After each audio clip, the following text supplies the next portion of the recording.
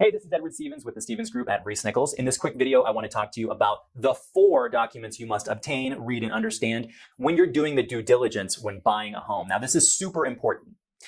Also, I want to talk to you about one cool trick that you can use. I wish I had this when I was buying a house. Quick tip you could use to get the real scoop when you're buying real estate on any home. Perfect to use for your due diligence. And finally, you'll discover why buyers, just like yourself, are failing every day to do the due diligence that they know they should be doing when they're buying a home. It's Edward Stevens from the Stevens Group at Reese Nichols. Stay tuned.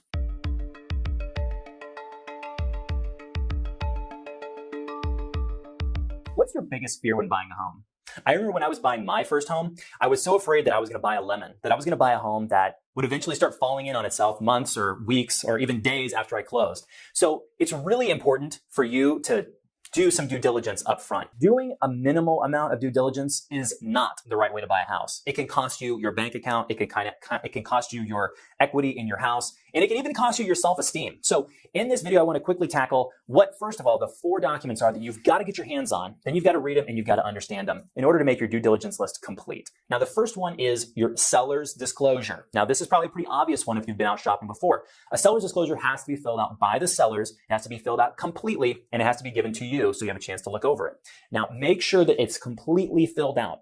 The seller has an obligation to make sure it's truthful, but you have an obligation to read and understand it. So the second one is a home inspection report. You're probably going to have a home inspector come out. I certainly recommend that. And they're going to put together a lengthy report on exactly what's going on with the house.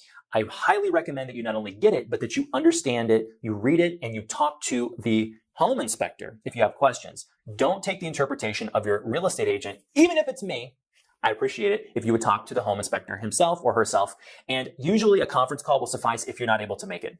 That's going to make sure that you really understand what the inspection has as a priority that needs to be fixed, and what are some things that can go by the wayside or that you can fix later. The third is a clean title and a title report. So whatever title company you're going to be working with is going to start a process of searching to make sure that that title is clear and free of any defects. There are not any mystery people hanging out in the background trying to lay claim to the home you're going to buy. But if you've got a buyer's agent, they are probably going to be doing that process of looking at that title report for you. Although it's still a good idea to obtain it, read it for yourself, and make sure there aren't any liens or any claims to the house before closing. The last thing you want to do is buy the home and find out somebody else owns the house you just bought. The fourth thing, and often overlooked, is home owners association covenants and restrictions. Even if you have a very loose homeowners association, it's a good idea to get a copy of the covenants and restrictions that govern the area.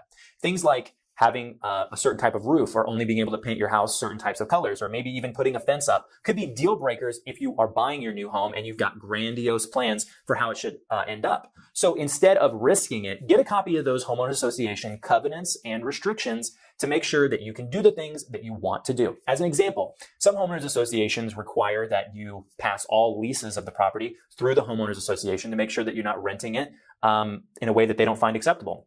If you have intentions of buying a property and renting it out later, you'd certainly want to know that. That's just one example. Now, listen, I could go on and on about the other documents that you need, and there are some very, very important ones, but I want to stop here for a second and tell you this. There are 8 documents that you need to obtain, read, and understand. I only have time to talk to you about these 4 in this quick video. If you want the other 4, here's what you need to do. In the box below, there should be a link, or in this email somewhere, there should be a link. Click that link, fill out the information, and get the other 4 vital things that you have to know. Again, I don't have time to go into them here, but these are things that I found will make or break a deal or help you save thousands of dollars when you're inspecting the home or negotiating with the seller. Next, let's discover why money home buyers, maybe like you, fail to diagnose the problems that exist with a house before closing day. Number 1, they accept the MLS listing at face value. They don't do any additional research. They think, hey, this is written by professionals, by real estate agents who are obviously way smarter than me. So let's just go ahead and take into account everything that they say as truth.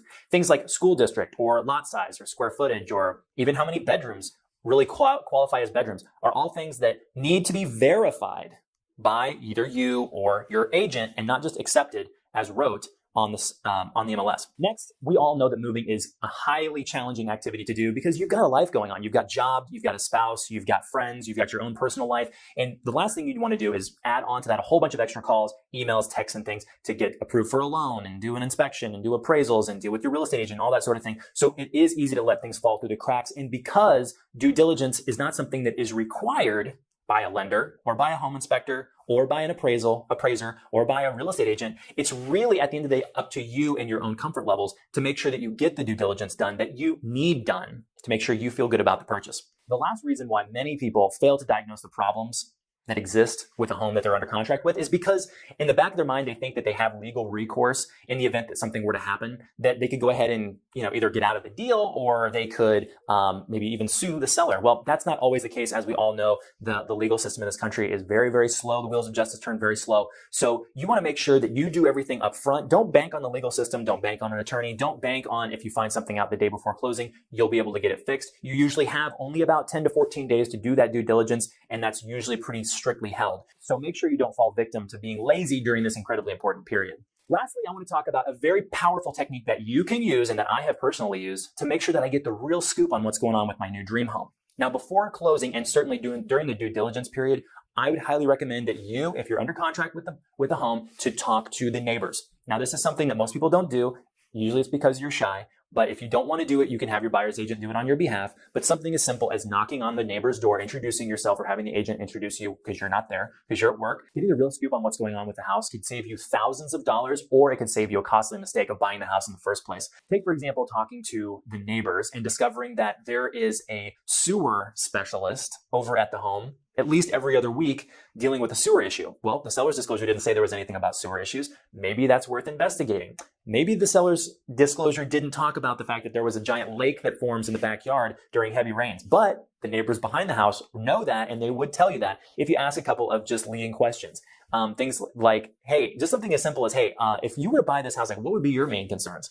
And they will tell you. It's amazing how nosy neighbors, as much as we don't like them, they do serve a purpose for you, especially in this environment of the due diligence phase. So listen, it's Edward Stevens. One last time, I want to let you know, if you want the other 4 documents, a list of the other 4 documents that you'll need to know and obtain and read and master before you really have the due diligence complete, just go ahead and click the link below. I'll send you my entire list of all the 8 and everything that we do during the due diligence process to make sure you're safe. It's Edward Stevens with the Stevens Group at Reese Nichols. Thanks a lot.